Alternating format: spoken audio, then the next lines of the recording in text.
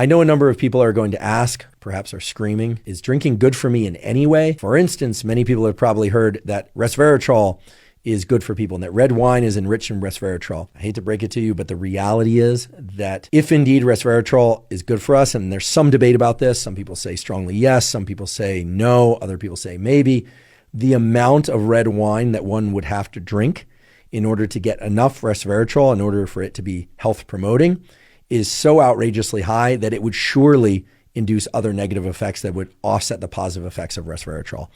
So I wish I could tell you different. Again, I'm not here to be the bearer of bad news, but the statement I just made was confirmed by Dr. David Sinclair when he was a guest on this podcast. It's confirmed by other researchers who work on resveratrol and related pathways.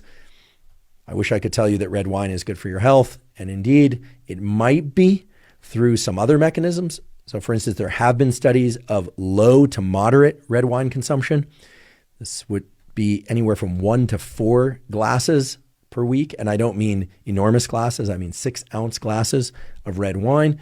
And in those cases, some of the stress reduction that can be induced by consumption of red wine, maybe some of the other micronutrients and components within red wines, in particular red wines that come from particular grapes. And this gets really nuanced and frankly is not well worked out in the peer-reviewed literature, certainly not clinical trials, at least not that I'm aware of. Tell me if you're aware of a great clinical trial on this.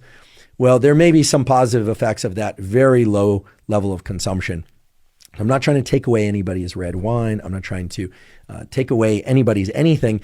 I would be remiss, however, if I didn't tell you that resveratrol as the argument for drinking red wine in particular is just not a good one. It's just not supported by the peer-reviewed research.